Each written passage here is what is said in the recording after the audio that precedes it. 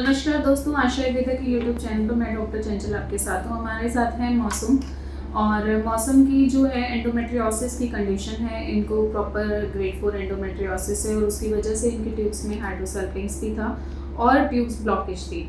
तो उसी के ट्रीटमेंट के साथ ही हमारे पास आई थी। पहले इनका थोड़ा सा एंडोमेट्रियोसिस हमने कंट्रोल किया और एंडोमेट्रियोसिस कंट्रोल करने के बाद इनका ट्यूब का ट्रीटमेंट प्रोसेस किया गया ताकि कोई दिक्कत ना आए, क्योंकि अल्ट्रासाउंड में बार बार हेमाटो या पाइलो दिख रहा था। इसलिए थेरेपी से पहले हमने बार बार स्कैन्स चेक किए हैं थेरेपी के बाद भी, ताकि वो इंक्रीज ना करे और हमें कोई दिक्कत ना हो। और उसी का रिजल्टेंट ये है कि आज इनके दोनों ट्यूब्स परफेक्टली ओपन आई हैं और ट्यूब्स में ना कोई स्वेलिंग बची है, ना कोई हाइड्रोसल्फिंग्स दिख रहा है और ना ही ट्यूब्स के अंदर कोई जाले हैं।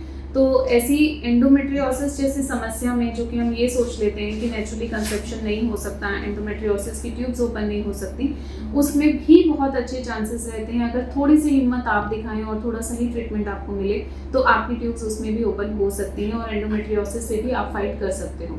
मौसम की जर्नी के बारे में जानते हैं। मैंने उसमें सफदरजंग हॉस्पिटल में दिखाया था, तो कई दिन तक तो टेस्ट हुए थे। उसके बाद मैम ने बोला कि आपको लेप्रोस्कोपी कराना पड़ेगा और कोई इलाज नहीं है इसका। फिर थोड़े दिन के लिए वो 3 महीने के लिए पीरियड्स बंद करने की दवाई दी थी, तो मैंने 2-3 दिन तो नहीं दी। फिर सोच विचार किया कि क्या किया जाए। फिर उसके बाद मैंने यूट्यूब पे देखा था मैम का जो व्यूज है, देखे थे। फिर उसके बाद मैंने सोचा कि एक बार चल के देखते हैं मैम के पास।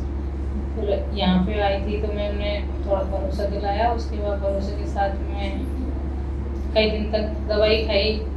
उसके बाद मैम ने थेरेपी की। थेरेपी के बाद मैंने वो HSG करवाया। HSG अब मेरा ठीक आया है। और जब आप आए थे तो आपको पीरियड्स में बहुत सीवियर पेन होती थी, अभी क्या पीरियड्स कंडीशन? में भी स्टार्टिंग में मुझे बहुत पेन होता था, मतलब ड्यूटी भी नहीं कर पाती थी और बहुत ड्यूटी पे कई बार छुट्टी भी नहीं मिलती है। मैं पुलिस में हूँ तो इसलिए कई परेशानी सहन करनी है। परेशानी इसने बाद में भी बहुत सहन करी है, क्योंकि 6 दिन की उत्तर बस्ती के लिए आने के लिए भी इसे बहुत लोगों के साथ बहुत स्ट्रगल करना पड़ता था।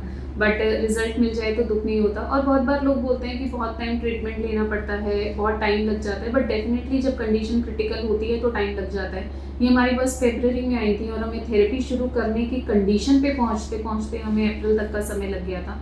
उसके बाद ही हम आगे कर पाए और अब जुलाई में जाके ट्यूब्स ओपन हुई है। लेकिन अगर आप में पेशेंस है और आप एंडोमेट्रियोसिस से एक्चुअली फाइट करना चाहते हैं तो आशा आयुर्वेदा आपके लिए सही जगह है। आप हमें मिल सकते हैं दिल्ली, मुंबई, लखनऊ और पुणे में, लेकिन पेशेंस रख के ही आना होगा, क्योंकि विश्वास और पेशेंस दोनों चीज़ों की जरूरत होती है। एंडोमेट्रियोसिस कोई छोटी कंडीशन नहीं है। एंडोमेट्रियोसिस में IVF की सक्सेस भी 20 से 30% ही होती है। बार बार सर्जरीज करा के भी रिजल्ट्स नहीं मिलते, क्योंकि मेरे पास मुंबई में एक पेशेंट आती है जो ऑलरेडी 7 बार सर्जरी करा चुकी है। हर साल एक एंडोमेट्रियोसिस की सर्जरी करते हैं।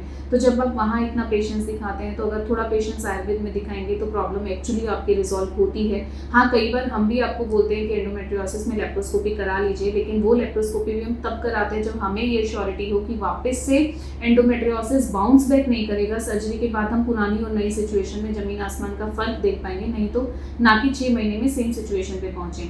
तो ज़रूरत के हिसाब से सही डिसीजंस लिए जाते हैं, करेक्ट तरीके से आपके ट्रीटमेंट को किया जाता है ताकि आप कभी भी किसी कॉम्प्लिकेशन में ना पहुंचो। तो ऐसी कोई समस्या है तो स्पेशली एंडोमेट्रियोसिस जो आज के टाइम में सबसे बड़ी समस्या हो गई है, ऐसी कोई समस्या है तो आप परेशान मत होइए। आप नेचुरल तरीके से कंसीव कर सकते हैं और आप हमें संपर्क कर सकते हैं। धन्यवाद।